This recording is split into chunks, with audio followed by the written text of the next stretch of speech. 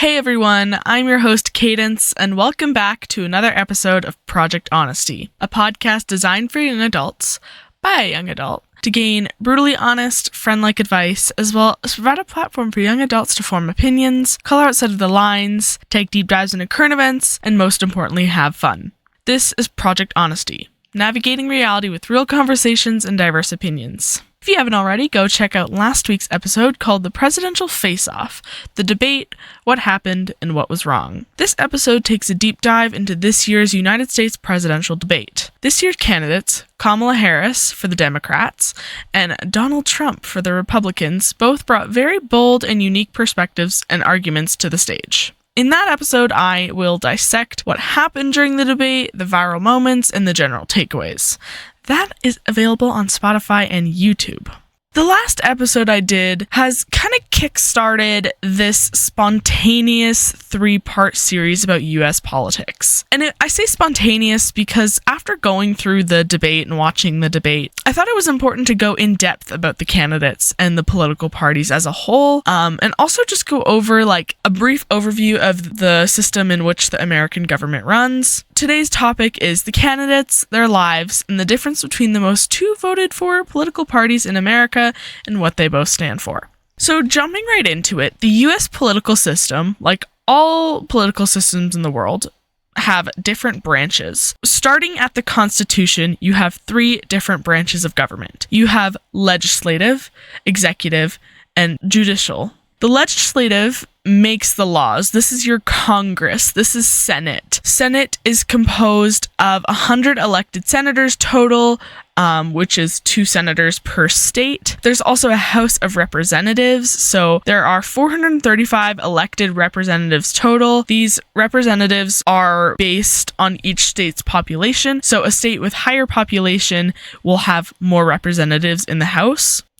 And so that's legislative. They make the laws. Moving on to executive, these are the people that carry out the laws. So this is the president, this is the vice president, this is the cabinet. The cabinet is nominated by the president and must be approved by the Senate from the legislative branch, with at least 51 votes. And then the last one, or the third one, is judicial. This evaluates the laws. So this is the Supreme Court, where you have 9 justices nominated by the president, or these Supreme Court justices must be approved by the Senate with, again, at least 51 votes. And then under the judicial branch, there's also a bunch of other federal courts. But that is just a general overview of the American government system. So 3 branches from the Constitution, and the Constitution generally overall is just kind of an outline for the separation of power that happens in the United States government. And so the Constitution over everything, but then you have your 3 branches. American political parties. The main ones that we all think of when we hear about American politics and that we see the most in the media is the Democrats and the Republicans. Now, there are others that run as independent candidates, but I'm deciding not to focus on them today because they stir up less controversy, I guess. So starting with the Democratic Party, most of the people that are working for or running under the Democratic Party come from more typical backgrounds. They didn't necessarily grow up wealthy, more average lives compared to most, with some even growing up experiencing poverty. The Democrats are a very urbanized party. A lot reside in cities, but a lot of their political planning has to do with inner city problems. They believe in things like collectivism, so working together towards one solution. And there's a heavy belief in, say, higher taxes for the wealthier class. That is a really controversial take that is a big swaying point to whether Americans decide to vote Democrat or Republican, is the stance on taxes. Overall, the Democrats tend to be known for their sympathy when it comes to discussions of the lower class and minorities, because the Democrats want both diversity and inclusion. And with the Democratic Party, there's this sense of general liberalism. So a belief in federal support for individual and collective success for all. And voters for the Democrats tend to be more diverse. diverse in age, race, socioeconomic status, gender identity, things like that. The Democrats are a very, I'd say, progressive party. Moving on to the Republicans, generally people under the Republican Party have wealthier upbringings. They were either in the middle class, upper class, etc., things like that. But not a lot of them have experienced poverty. In fact, a lot of them grew up in rural areas and smaller towns, not to mention that a lot of Republicans grew up in predominantly white communities. Within the Republican Party, there's a strong belief in individualism and capitalism. Republicans believe that there should be lower taxes for all people. There's a strong endorsement by a lot of corporations, not even just specifically American-grown corporations, but international corporations, because of the Republicans' push for lower taxes for the rich, which will benefit these corporations in the long run. Republicans are known as conservatives. They're generally against things like the LGBTQ community and have a really heavy stance on abortion, and most of them, if not all of them, are anti-abortion. They're things like pro-guns and pro-death penalty. And overall, the voters for the Republican Party tend to be white voters. And they also have a lot of voters coming from the Bible Belt of America. I might put a map of that on the Instagram. I don't know. I'll think about it. So a lot of Republican politicians tend to be of heavy religious backgrounds, therefore influencing religious communities and religious people to follow.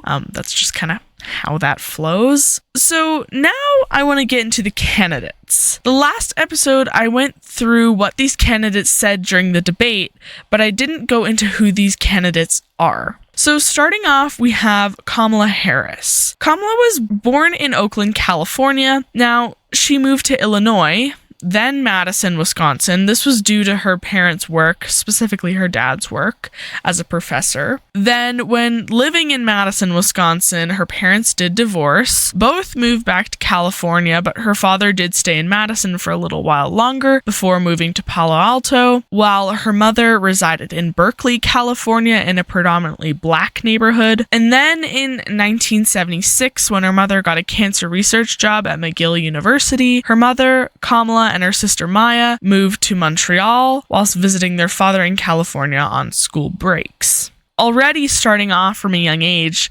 Kamala has seen a lot of the country just based on her parents' line of work, and she's also gotten the opportunity to live in another country, which, if you haven't listened to the travel episode from eons ago, you should go listen to that. I don't even know what it's called, but when you travel, you gain a lot more perspective, and especially if you're living in those places for very extended periods of time, it'll shift your perspective on the world and the place you grew up in.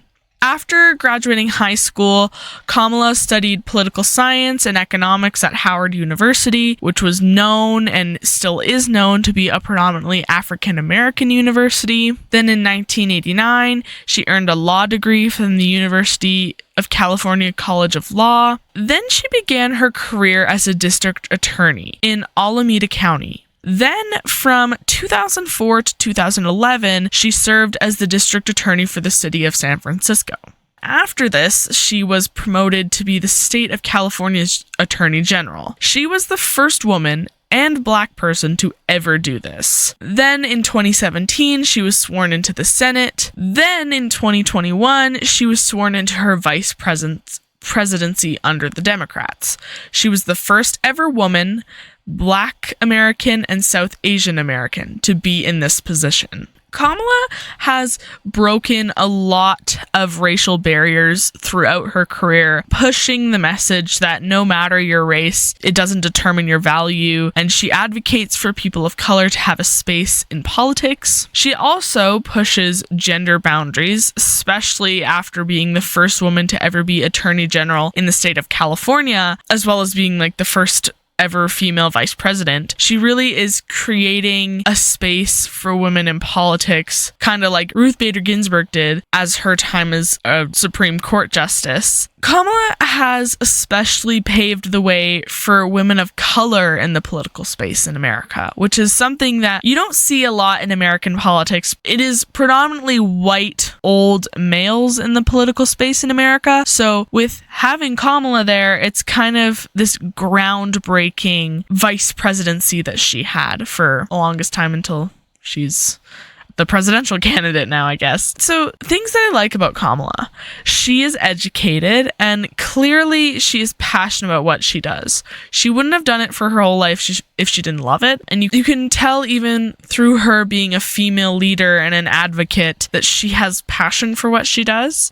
She's intelligent, she's very empathetic, and she's very confident. Kamala doesn't take shit from anybody, which is great to see that. And so she really is just confident in what she does, what she says, and who she is as a woman. And she always brings so much heart and care to her work. And she always fights to have a personal connection to any aspect of her job, which I think is something not a lot of politicians do, but it's something that's nice to see. And that connects to my point, and another thing that I really like about her is that she's human. And what I mean by that is she doesn't act all uptight all the time and whatever it is as a way of proving herself. Like, you can have a laugh with her, and she is just human in that way. Things that aren't my favorite, now there's only one point on here, is that she tends in her campaigning to use children to promote her campaign. So kids like under 15, and I only say this because I saw this a TikTok today that was about her, some 5-year-old girl that was like, I love Kamala, and it was like a big thing, whatever. And I think that kids in the political space are more used as a pawn or manipulation more than anything. And it just doesn't feel correct in my mind to have little kids involved in political campaigns, especially since these young kids, so kids under 15 that are so young that they can't form a solid political standpoint. That's not my favorite thing, but overall, Kamala is doing a really good job. Now moving on to Donald Trump. He was born and raised in Queens, New York, growing up in the wealthy neighborhood of Jamaica Estates. At 13, he entered a private school after he was misbehaving in another private school that he attended. So this boarding school was the New York Military Academy. Then after the military academy, he studied at Fordham University, but then 2 years into his studies there, he transferred to Wharton School of the University of Pennsylvania, and he graduated from there with a Bachelor's of Science in Economics. Now, funny side note that I found during my research is that Trump's lawyer threatened legal action in 2015 against Trump's former high school, colleges, and the College Board if they ever released his academic records. I wonder why. So, just a little funny side note. And then in 1971, he became president of his father's real estate company, appointed by his father. This company was controlling racially segregated middle-class homes in the outer boroughs of New York City. After taking over as president, he renamed it to the Trump Organization. Trump started growing the business, and he shifted his focus to Manhattan. In 1976, he renovated the rundown but famous and historical Commodore Hotel. And then in 1983, Trump Tower opened on Fifth Ave in Manhattan, New York. And then in 1985, he purchased his Mar-a-Lago estate in Palm Beach, Florida. After this, and continuing on to today, he proceeded to open many casinos across the world, not even just the United States, but across the world, with hotels, resorts, high-rises, things like that. And then jumping into his political career in 2015, he announced himself as a candidate in the presidential election, receiving the Republican nomination for president in the July of the following year. And then in 2016, he proceeded to win the presidential race with the most votes for a Republican Party candidate since Ronald Reagan, which I think was in 1985, but I'm not too sure. And for the entirety of Trump's political career, he has been swimming in controversy. Whether it had to do with his wealthy upbringing and the influence it had on his political career decisions, or the fact that he has committed 34 felony counts. this is where I'm going to shift into Trump's criminal convictions. And I'm only talking about this because I have the space to talk about it, and I haven't talked about it on here yet, so I think it's important. So a jury in Manhattan, New York, found Donald Trump guilty of 34 felony counts. These vary from fraud charges to defamation and sexual assault charges, hush money charges, election subversion, so many things. And there's also, this is not an official conviction, but the case of Trump having classified documents in his Mar-a-Lago estate has been appealed by the plaintiff because, well, they want to try to get him convicted for that too. I'll leave a link to an article by The Atlantic that goes more in depth of these charges down below. So the things that I like about Trump.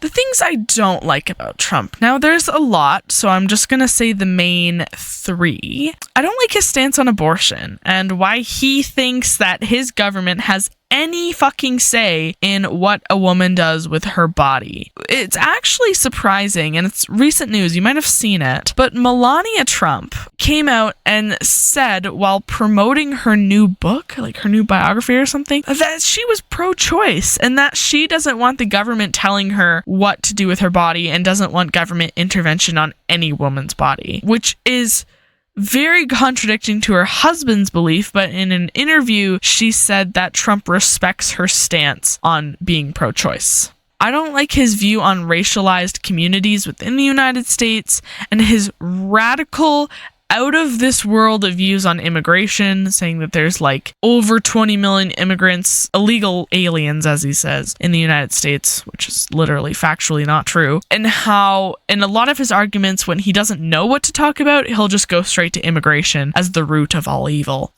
which isn't right either. And I also don't like the fact that he conspires with dictators like Putin, and he puts national security at risk. That was actually one of his felony convictions. I don't know if it's mentioned in the article I'm going to link, but there was charges based on his threat to national security. And I care about this, and I'm not even fucking American. Like, the fact that a political leader in a country that's literally right next door, it would take me 4 hours to drive there, is putting his own country's security at risk for favor and for petty is insane to me. And the fact that someone would be able to even run as president with 34 felony counts, making him a convicted felon if they go through, by the way, and also him literally compromising the security of the United States. I don't understand why people vote for him, but I also don't understand like how he's even allowed to run in the first place. So now the contrast. So seeing how both candidates were raised and their upbringing, we see how it affects their political standpoints and beliefs. With Kamala being raised in a typically middle-class, predominantly black neighborhood, having moved around, seen different parts of the country and other countries, and especially being a black female, she has had less privilege compared to Donald Trump, who grew up in a white, affluent neighborhood, and he had his first job secured by his wealthy and influential father, and having strictly been raised in the eastern United States as a white man, where his privilege is kind of a given. So this episode was just kind of to highlight the differences between the candidates and how their privileges growing up has affected their political standpoint now. I hope you guys enjoyed this episode and part 2 of the US political series. Thank you so much for listening to another episode of Project Honesty. You can find Project Honesty on Spotify at Project Honesty or on YouTube at Project_Honesty. And to keep up to date with new episodes, you can head over to Project Honesty's Instagram, which is at Project_Honesty24. That is also where we release our weekly topics. We also have a TikTok, which is at project.honesty. We also have a website. The link for that website is in our Instagram bio. To help spread this podcast everywhere, tell a friend or share with family about Project Honesty, and you can direct them over to the Instagram, TikTok, Spotify, YouTube, or our website to help them learn more. Subscribe, follow, and click the bell icon for updates when I post. And remember, the more listeners, the bigger the family.